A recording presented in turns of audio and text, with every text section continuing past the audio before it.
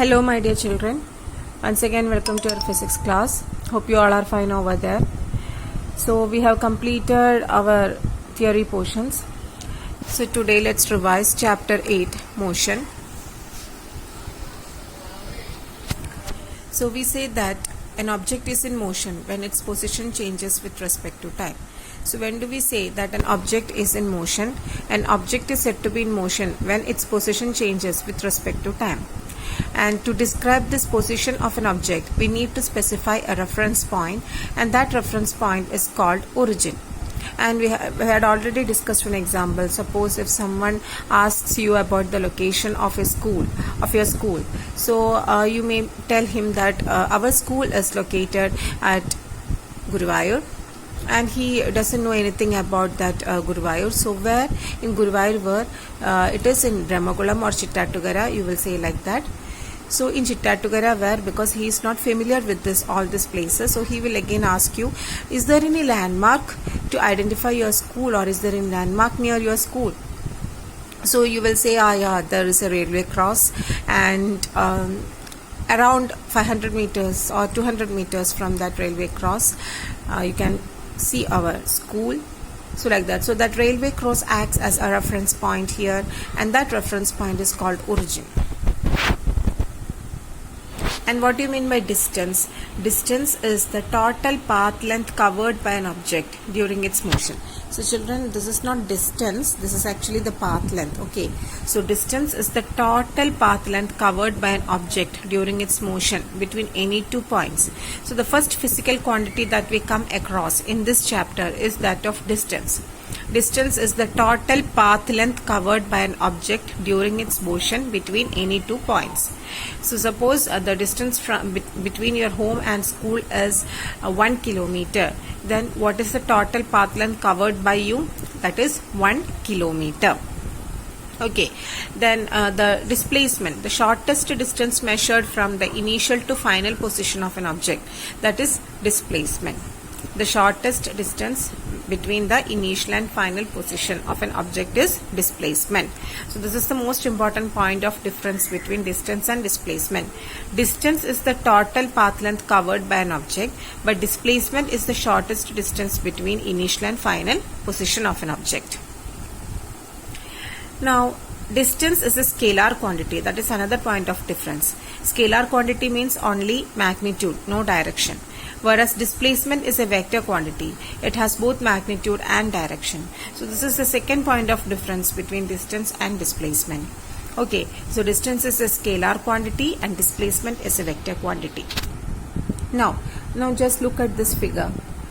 Here you can see, in this case the ball is moving. The ball is not moving. The ball is at rest, isn't it?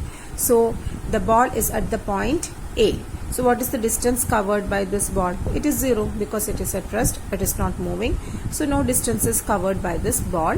So the distance covered by this ball is 0. And what is the displacement? Displacement is also 0 because it is not moving. Now consider the second case. Here the ball has reached the point B now. Okay, the ball has moved from point A to point B. Okay, so what is the distance covered by the ball? The distance covered by the ball is 5 kilometer. As in, the distance covered by the ball is 5 kilometer. What is the displacement here? Displacement is the distance between initial and final point. So here the initial point is A, final point is B. Distance between initial and final point is 5. So displacement is also 5. Now the ball moves from A to C. Ball has moved from A to C. So what is the distance covered? Distance covered is 5 plus 5, that is 10 kilometer. And what is the displacement? Displacement is the distance between initial point A and final point C, that is also 10. Then the ball moves from A to C, then from C to B. Here the ball has moved from A to C, then it has moved from C to B. So what is the total distance covered? First it has moved from A to C. So the total distance covered is 5 plus 5, 10. Then it has moved from C to B. So what is the distance from C to B? 5. So 5 plus 5, then one additional 5 in moving from C to B. So the total distance covered is 5 plus 5 plus 5, that is 15 kilometer. But what is the displacement here? You know that displacement is the distance between initial and final position, isn't it? So here the initial position is A, but the final position is B. And what is the distance between initial and final position now? It is 5 kilometer. So displacement is 5. Now the ball moves from A to C, then from C to A. That means it has returned back to its original position. So what is the total distance covered? So the total distance covered is 5 plus 5. That is from A to C it has covered 10 kilometer. From C to A also it has covered 10 kilometer. So the total distance covered is 10 plus 10, that is 20 kilometer. And what is the displacement here? See, the initial point of the ball is A, the final position is also A. So the displacement is the distance between initial and final position, that is 0. Okay, because the initial and final position is the same. So the displacement is 0.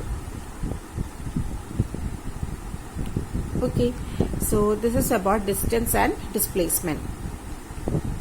Then we discussed about uniform and non-uniform motion. So as the object covers equal distances in equal intervals of time, it is said to be in uniform motion. That means the object will cover equal distances and the time interval also will be equal. So it is in uniform motion. Example, time interval in this motion should be small, and the example is the motion of planets around sun. They revolve at a constant speed.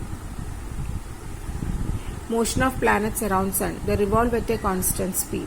So the distance travelled in every equal time period is equal. And next we studied about non-uniform motion. So motions where objects cover unequal distances in equal intervals of time are considered as non-uniform motion. Example, athletes running. They are slow initially in their race, but as the race progresses, their speed also increases. So let us say that they cover 1 kilometer in the first hour, and after 1 hour they will cover 3 kilometer. So the distance covered in 1 hour is changing. So it is a non-uniform motion. And next we discussed about speed. So what do you mean by speed? Speed is the distance travelled by the object in unit time. Okay, speed helps us to determine how fast or how slow an object is moving. So the SI unit of speed is meter per second, and it is represented by the symbol meter per second or m by s. Speed is a scalar quantity because it has only direction. And this is the formula to find out speed. Speed is equal to distance by time. Then what is velocity? Speed and velocity are always considered together. Velocity is the speed itself along with the direction. So along with the speed we will get an idea about its direction. So that is velocity. And SI unit of velocity is also meter per second. So the SI unit of speed and velocity is same, meter per second.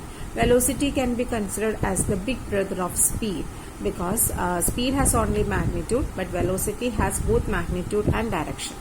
So velocity is a vector quantity because it has both magnitude and direction. And what is the expression to find out velocity? Speed is distance by time. So velocity will be equal to displacement by time.